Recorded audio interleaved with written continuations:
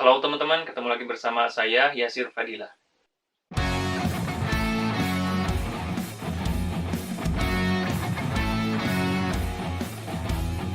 Buat saya, pendidikan udah jadi bagian yang sulit dipisahkan. Karena saya terlahir dari keluarga yang memegang teguh pendidikan. Atau lebih tepatnya pendidikan sekolah. Karena ayah saya adalah pensiunan guru, atau lebih tepatnya kepala sekolah. Lalu, belakangan saya sadar kalau pendidikan itu bukan cuma mencakup sekolah, tapi pendidikan itu mencakup banyak aspek. Bahkan pendidikan bisa mencakup kehidupan kita di rumah atau di lingkungan. Contoh sederhananya, saya banyak meniru nilai-nilai, prinsip, atau kebiasaan-kebiasaan yang dilakukan oleh orang tua saya. Itu pendidikan yang saya rasakan secara nggak langsung. Pertanyaannya, seberapa penting sih pendidikan itu? Nah, menurut saya, pendidikan itu sangat penting. Tapi yang saya maksud di sini bukan cuma tentang pendidikan di sekolah, tapi pendidikan di luar sekolah, pendidikan di rumah, dan juga di lingkungan. Pendidikan sangat penting karena efeknya besar ke kehidupan kita. Coba bayangin apa yang akan terjadi dengan seorang anak seandainya orang yang sering ia lihat di lingkungan terdekatnya selalu membentak, memarahi, menyalahkan, dan sebagainya. Bukankah itu akan berpengaruh buruk ke kehidupan dia di masa depan? Itulah kenapa saya mengartikan pendidikan itu sebagai sesuatu yang dilihat, didengar, dirasakan, lalu ditiru. Pendidikan bukan cuma sesuatu yang dipelajari dari buku, tetapi lebih dari itu.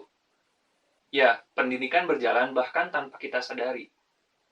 Kita mungkin tahu tentang pendidikan, tapi kita mungkin kurang memahaminya. Kita bahkan merasakan pendidikan secara nggak langsung. Seolah-olah kita bukan bagian dari pendidikan. Padahal kita adalah pendidik bagi orang-orang terdekat kita. Coba ingat-ingat apa pendidikan yang kamu rasakan di rumah. Apa nilai moral, prinsip hidup, atau ilmu, atau kebiasaan-kebiasaan yang kamu serap dari orang terdekatmu, dari orang tuamu. Apakah itu masih berdampak di diri kamu? Apakah kamu masih bisa merasakannya? Saya juga banyak mengalami dan mengamati apa yang terjadi di rumah. Saya coba mengamati keponakan saya ketika di rumah. Ternyata dia bisa meniru apa yang dilakukan atau apa yang dikatakan oleh orang terdekatnya secara mentah-mentah. Ada yang bilang kalau seorang anak itu adalah peniru yang ulung.